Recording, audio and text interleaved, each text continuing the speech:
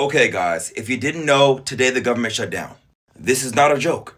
Some of y'all are saying, Derek, how is this going to affect me? Okay, do you have a trip somewhere? Well, start expecting them to get delayed. WIC, which is the program for low income mothers to feed their child, that might come to a halt. If you think I'm lying, look at this. WIC will last a couple days. But the fund that it has is only enough to support participants for a week. The judicial system? You got court or trial, you might sit in jail a little or a lot longer. Do you support your family with SNAP? If it goes longer than 30 days, we might have a problem. The longer this goes on, then start expecting this and other things to get worse. Now, some of y'all are like, wait, hold on. I got a flight coming up. Why is this happening? We're going to explain this with kitties, okay? So basically, Democrats and Republicans can't agree on a spending bill. And when they don't agree or they get into a kitty fight, people employed by the government don't get paid until this is solved. So they get put on this thing called a furlough. And that's when workers are temporarily suspended from work. And then there's some other employees that are called essentials. So basically they got to keep going to work and basically not get paid till it's solved. So what they end up doing is just calling off, because if they're not going to get paid, they're like, why am I coming? Hence your flights. There's a lot of government employees there, especially in TSA. Now some people are saying, bruh, this ain't a big deal. It's only going to last a couple days. The problem with this is that if you guys look here, 1995 Clinton, 21 days. Obama, 2013, 16 days. Trump, 2018, 23 days. Wait, hold on.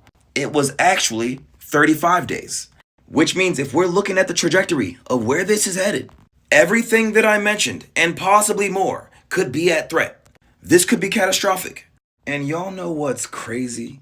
All the members of Congress still get paid. What the So while y'all are getting this straightened out, only the people are taking a hit?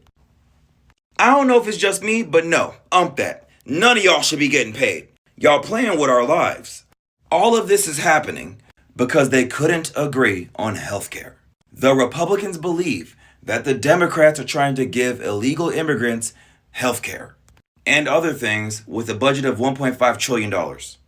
But I've looked it up. I don't know if there's something deeper, but the Democrats are asking to extend the Affordable Care Act, which expires at the end of the year, which lowered the cost for healthcare for low-income families. They also want the reversal of Medicaid changes. So there's this bill called the One Big Beautiful Bill that got passed in June. It says here that the law is projected to lead to 10.9 million people becoming uninsured by 2034. Due to the changes that it makes to Medicaid and the Affordable Care Act. Somehow the Republicans was able to get this passed, even though every Democrat in the chamber voted against it. It's looking like the cost of health insurance is going to go up if this is removed. And if prices are going to increase, it begs the question, where's all that money going to go? A lot of people are trying to understand who's in charge here, who is responsible for this. I'm not even trying to be on that right now, but right now the Republicans run all three levels of government. Take that how you want. So now we got both sides saying, fine, if we don't get what we want, we'll shut this down. I don't care. Which of course y'all don't care. Y'all out here playing golf. Y'all life is not getting affected. It's just crazy because we vote for y'all to come here and communicate and compromise. Figure it out. And when y'all don't want to do that, we gotta suffer.